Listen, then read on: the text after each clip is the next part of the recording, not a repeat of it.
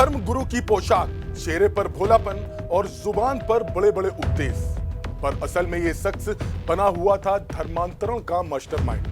नाम छांगुर बाबा उर्फ जलालुद्दीन। लड़कियों को पहले आस्था के नाम पर फांसना, फिर उनका धर्म बदलवाना और फिर उनकी जिंदगी को तबाह कर देना, यह था उसका गंदा खेल।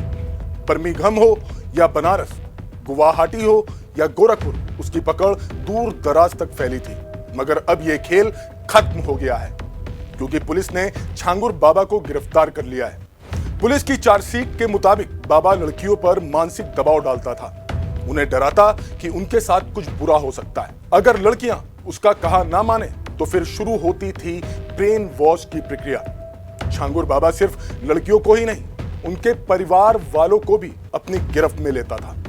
आर्थिक मदद, मुफ्त इलाज, नौकरी का वादा, सब कुछ उसके झांसे का हिस्सा था।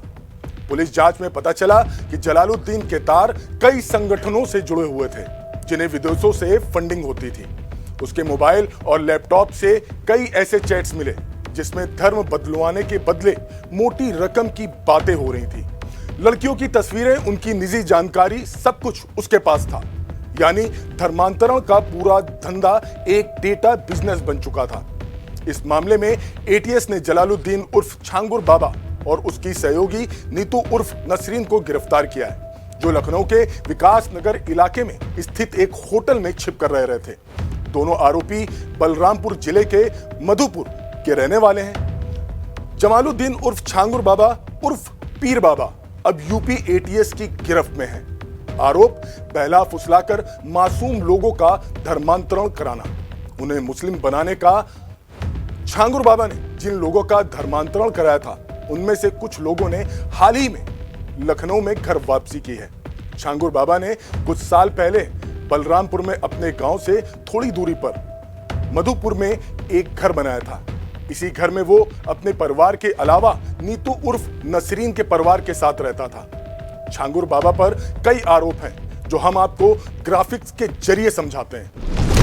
लालच देकर गैर मुस्लिमों का धर्मांतरण कराना, 40 से ज्यादा बैंक अकाउंट्स में 100 करोड़ रुपयों से ज्यादा का लेन देन, खाड़ी देशों से इनके अकाउंट्स में पैसे भेजे गए। छांगुर ने 40 बार इस्लामिक देशों का दौरा किया।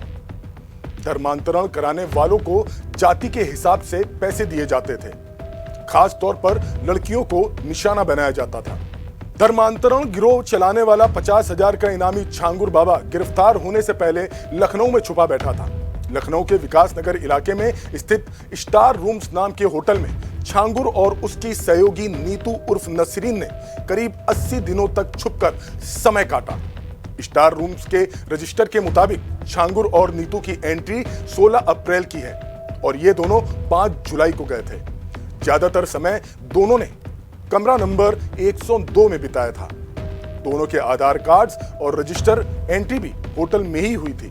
जानकारी के मुताबिक पहले ये लोग 4 दिनों के लिए होटल में कमरा लिया था, फिर कभी 2 दिन तो कभी 4 दिन के लिए रूम बुकिंग एक्सटेंड करते थे। होटल मालिक ने जब देखा कि ये लोग लंबा रुक रहे हैं, तो उन्होंने इतना लंबा रुकने का कारण भी पूछा। इस पर नीतू ने बताया कि उनका मुकदमा है, जिस सिलसिले में वो लखनऊ में रुकी है। उनसे मिलने के लिए एक वकील जरूर होटल आया था। फिलहाल दोनों गिरफ्त में हैं और पूछताछ की जा रही है। बता दें, एसटीएफ ने धर्मांतरण को लेकर पहले मुकदमा किया और यूपी एटीएस ने गिरोह के सरगना छांगुर बाबा और उसके 3 अन्य सहयोगियों की गिरफ्तारी की। उन्होंने कहा, छांगुर बाबा लंबे समय से इस धर्मांतरण के काम में लगा हुआ था। छांगुर बाबा की बलरामपुर में स्थानीय प्रशासन में अच्छी खासी पैठ होने की वजह से वो पहले लालच देकर धर्मांतरण करवाता और जब ऐसा नहीं हो पाता तो स्थानीय प्रशासन की सहयोग के जरिए कोर्ट से मुकदमा करा देता। इस वजह से इससे पहले भी उसके खिलाफ शिकायतें हुई हैं, लेकिन वो मामला दबा दिया जाता। छांगुर बाबा के अलग अलग अकाउंट्स में 100 करोड़ रुपयों से ज्यादा का ट्रांजैक्शन पाया गया है। साथ ही वो कई बार इस्लामिक देशों का दौरा भी कर चुका। ऐसे में उसकी संदिग्ध भूमिका की वजह से एसटीएफ ने जांच कर सबूत इकट्ठे किए। छांगुर बाबा ने बलरामपुर समेत कई शहरों में प्रॉपर्टी खरीदी है। इसमें भी खास तौर पर लड़कियां टारगेट पर रहती थी। मजहब के नाम पर धोखा, आस्था के नाम पर शिकार और मासूम जिंदगियों का सौदा। छांगुर बाबा की गिरफ्तारी ने साबित कर दिया है कि धर्म गुरु की आड़ में भी शिकारी छिप सकते हैं। और सवाल यही कि कितने छांगुर बाबा और हैं जो अभी नकाब के पीछे छुपे हुए हैं। फिलहाल के लिए बस इतना ही। मुझे दीजिए इजाजत। नमस्कार।